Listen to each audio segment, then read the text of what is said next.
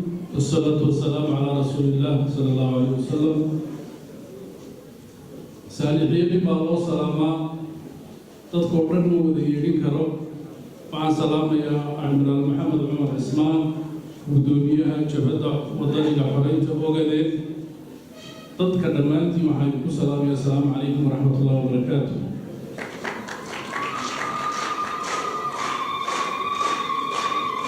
سلام بعدي waxaan aad ugu faraxsanahay maalinkan taariikhiga ah aynu joogno magaalada Qabridaha inaan idinkala soo qayb galno anoo ku hadlayo magaca odayaasha shirka labaad ee golaha dhexe ee jabhadda wadaniga xoreynta Ogaadeen. aad baan ugu faraxsanahay waa maalin taariikhiya oo intaan noolaa maalintii ugu weynay weeye aan ka soo qayb galo shirkaankaas oo kale ah.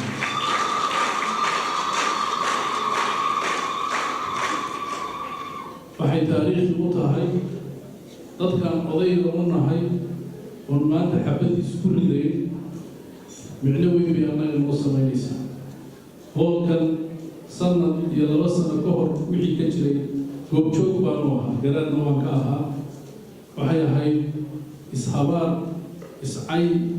isnacdal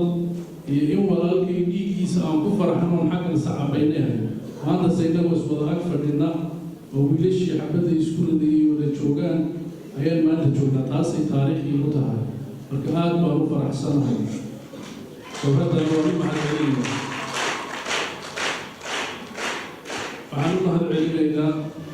isbeddelka Ethiopia ka dhacay oo Prime Minister Abiy uu hoggaanka u yahay. waxaan u mahadcelinayaa anugu si gaara markii isbeddeladu dhaceen dadkii la soo xidhiidhayay madaxda jabhadda generaalka iyo Cabdiraxmaan iyo admiraalka iyo ahaa. maanta Ethiopia isbeddel baa ka dhacay. isbeddelkaa ka dhacay aynu ka wada faa'iidaysan aan islahayn. waxaa ilaahay mahadiyey in maanta dalabkii aan dalbanaynay annagoo odayaala in la yeelay ay jabhaddu yeeshay oo go-aan geesinimo ay qaadatay. ilaahayna waxaa idinka baryaynaa cimri dheerad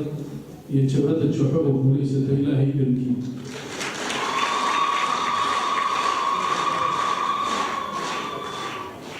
markaan intaa ka baxo walaalayaal waxaynu gallay marxalad tii aynu shalay ku jirnay ka duwan. waxaan aad ugu mahadcelinayaa xogayaha guud ee jawxa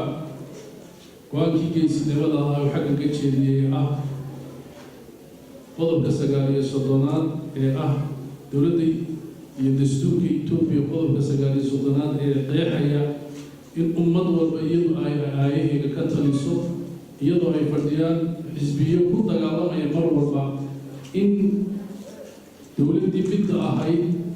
ee dowladdii aan federaalka aaminsaneyn qoomiyadaha aaminsaneyn xisbiyadii aaminsanaa oo golaha inala fadhiyo xagga ka caddeeyo mowqifkaas. jabhadda aad baan u dhiirigelinaya, aad baan ugu bogaadinaya.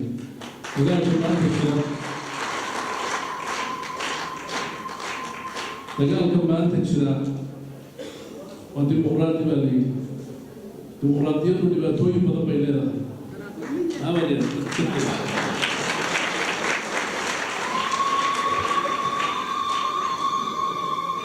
halganka maanta Ethiopia ka jira dimuqraadiyadda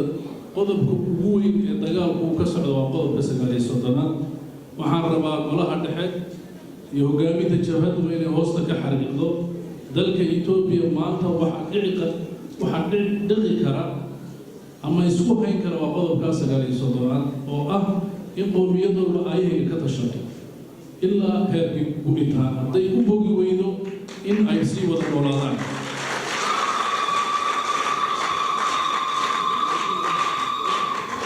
qodobkaasi wuxuu ahaa 27 sano kii laynagu toorjadireynay lahaa qodob hadday xornimo rabaan dastuurku ku jira ay yimaadaan iyadoo daacad laga ahayn. marka maanta in si dimuqraadiyada loo bedelo oo xisbiyadii aaminsanaa midnimada Ethiopia iyo Ethiopiyadii halka qoomiyad iyo hal luqadood ahayd walaalayaasheedana ay fadhiyaan si dimuqraadiyada loo tartami doono in jabhaddu go-aanka geesinimada qaadatay. waxaan ku hambalyeynaa anigoo ku hadlaya magaca odayaashana waa idinku garab taagana waana idinku taageersanahay.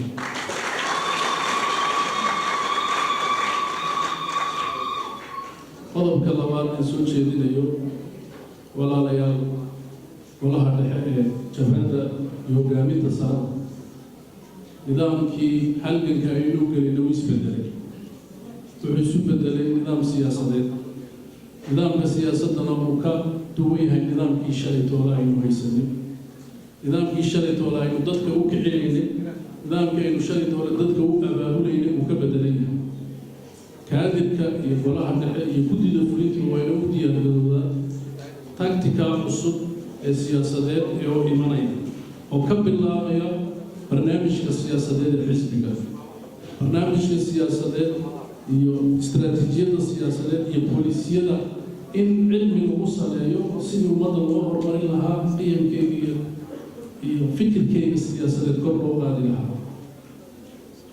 admiraalkaa sheegay dhibaatada deegaankeena ka jirta iskuul male caafimaad male garaadkooga siyaasadeed u hooseeya waxaynu taagannahay inaynu u banaanbaxno wiil shaqa loo raadinayo iyadoo oo gobolkii biyo iyo caafimaad iyo waddo iyo layd midna ka jira wixii asaasiga ahaa kaana wixii keenay 27 sano gumaysigii jira jabadda marka waxaa laga rabaa si shay dadka loo abaabulayay inay ka bedelan tahay maanta oo garaad siyaasadeed oo bisil dadka lagu abaabulo oo ah horumar iyo adduunku waxa ku eegsanaya falsafad horumarineed in la keenaa loo baahan marka shirkiina waxaa ka filaynaa inuu ka soo baxo go'aamo dhaxalgal u noqda 10 sano 20 sano ee soo socda in gaajada iyo dhibaatada aan ka baxay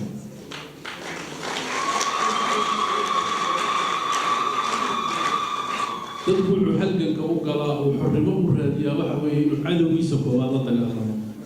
innaga maanta cadowgeena koowaad waa gaajo gumaystihii joogayna inaynu gaajada ka badino ama aynu cadowga koowaad aynu jebino ayuu lugtaynoo hayo maanta haddaynu maanta marxaladan aan taagannahay cadowga koowaad ee dadka soomaaliyeed ee gobolka loogaadeen iyo degan waxa weeye waa gaajo iyo jahli marka in jahliga iyo gaajada laga baxo kaadibka oonelef adkaysi buu leeyahay karti buu leeyahay awood buu leeyahay in lagu jiheeyo in cadowga gaajada la jebiyo in istaraatiijiyadda koowaad ee deegaanka ay noqoto anugu waan xasuustaa intaan garaan noqon waxaan ahaa maamulkaan ku jiray magaalada goday baan maamulka ahaa kanaalka iyo webiga goday ayaa daqiiq laga keenay kuweyn aan lagu dul qaybinay oo caawimo loo qaybinayo biyihii iyo dhulkiina u yaala kanaalkii baa socda dadkeena gumaysku dhibaatada u geystay inay shaqaysan waayaan dee madaxda jabhadda iyo intiina dibadaha aragtay baa aragtay kuweyn waa waddan saxara oo deserti biyo badda laga macaaneeyey daqiiqdii laga sameeyey baa dadkeennii goday caawimo lagu siinayo dhibaatada ugu weynayna haysata waa taas marka jabhadda waxa ka rabno waxa weeye dagaalka koowaad ee ugu weyn in lagu qaado jahliga iyo gaajada iyo dhibaatada dadkeena haysata qodobkaas way ugu weyn yahay in hoosta laga xariiqo waxaa hoos inoo dhigay ee ummaddeennii inay hoos u furasada dhigtay waa gaajada iyo baryadaas waxa gaari weyn socda ee qabidaha iyo goda iyo jijiga dhex socda mucaawin wadaa inagoo khayraadkaad aragtay ee shidaal iyo dhul iyo biyo iyo dahaba haysana haddana kuwa adduunka ugu gaajaysan inaynu noqono dhibaatadii timday wey marka maanta hadduu ilaahay idin keenay waa aragnimadeedii baa leedihin dagaalka ugu weyn lagu qaado jahliga iyo gaajada qodobka labaad shalay dagaal xabad iyo qori buu ah maanta dimuqraadiyad iyo horumar iyo isqancin baa tiri waxaa laga yaabaa saraakiishu maalinkay baxayeen deegaanka inta waxbaratay 7 nin inayna ka badnay maanta kumanaan baa jooga master iyo PhD haysta waxay u baahan yihiin qancin in maskaxda laga qanciyo in golaha dhexe iyo guddiga fulinta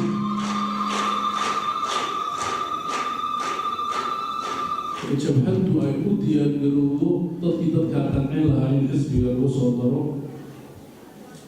in la adeegsado xoogaa waxbartay iyo deegaanka ah in jabhadda lagu soo daro taasna waxay u baahan tahay siyaasad cad policy cad وكنت تشوف هي دباتة الديجان السنة وقبل حلها أنا وحبها هاي دراسات علم الديني وبعضها معها أفضل سجاشن كي كوبي سجاشن كي مرحلة دي كنت زي ما تقول قبل أن هذا كنت مع مسامح اللي قاعدين يدخلوا أبوه ريزني أيوب هاي يدخلوا مقاطع مركا مسكالكوليشن بدأين وينقول علينا وضد واكيد ما أنت سواك راعي اللي هو القول عليه طنطا محا عطف آتوا برهان وبصرة مركا سياسة ينقيح إنه حروسات كان سمين إنه بالديمقراطية وحزب جودي سجبت جودي سسعة العد وديمقراطية ليسولها الجماعة ليسوا طورتو ليسوا قيمة فكر كي سرية الولاقات الله كان سريع عطف بعض الولاقات إن ما قبل بالله إستاذ الله بالله إذا نواسوك شيء لله وأنت عقل جاي قالوا ممكن يو وعن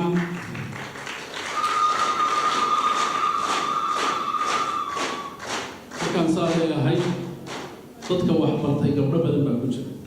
وديجان كده شو ما أنت سيدي هوريت عمر الشيء يصير قرنيدي ودياش إنه عيسور رافين متشوقان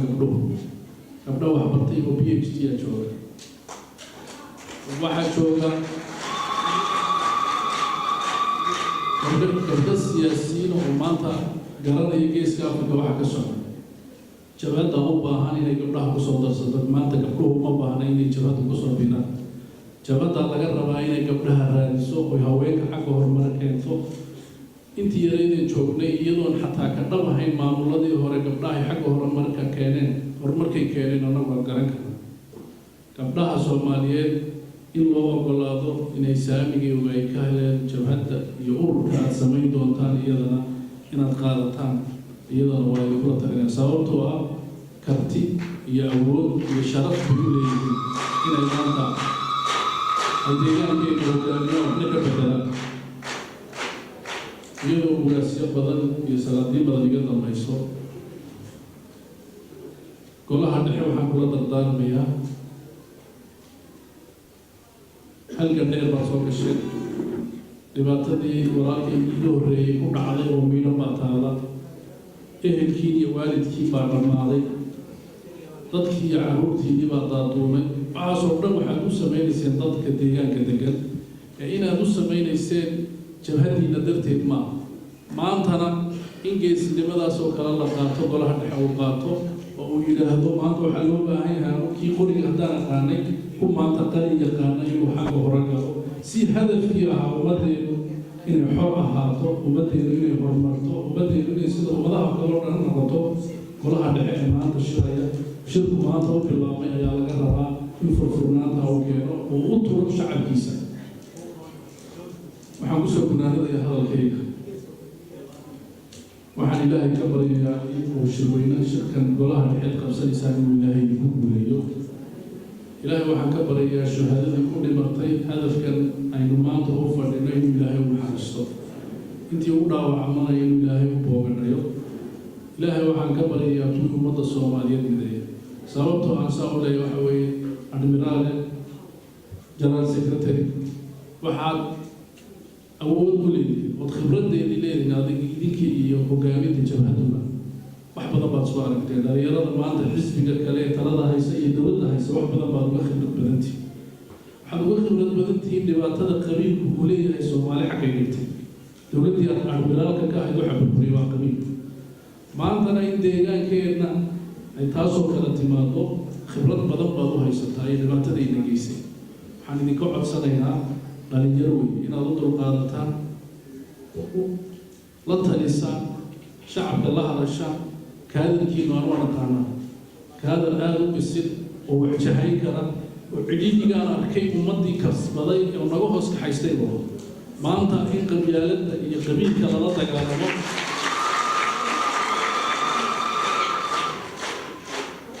ضدك الكوريات إلا قرر وجوحة حرية ودني وقال وكذا وخاطب إن قبيلة الزولي وحن حق اللي كعدين ضدك الصومالي العذر كهي مقع ما صومالي بأنا ولا سحمنا jabada xoreynta wadaniga ogaadeen anagu ogaadeen baan ahayn dad badan isleeyaha laga yaabo cudurku maaha jabhada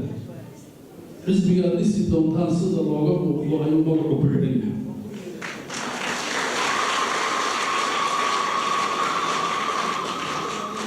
haddii soomaali u dhaxayso urur soomaaliyeed haddii uu noqdo magacu siduu tilmaamayo dee wuxuu noqonayaa un magaci marka idinka idiinta hadlaa in magacaynu sii wada wadano iyo inuu joogsado xaggaa ku joogsado mar walba laynagu toojoogaray waxaa boqolkiiba boqol hubaa in dadka soomaaliyeed ayna cudur ka qabin deegaankeeda in ogaadeen iyo la yidhaahdo dadku wuxuu baahan yahay cadaalad dadku wuxuu baahan yahay horumar iyo nabadgelyo kartideediina waad leedihiin aqoonteediina waad leedihiin waayo aragnimadeediina waad leedihiin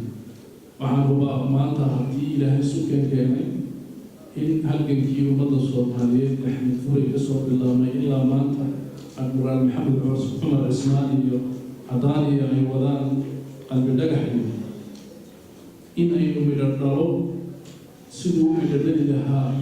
oo dhanka qalinka aynugu guuraynay inaad geesinimadeeda qaadataan waayo aragnimadeedana aad u leedihiin baan idinku dardarmaya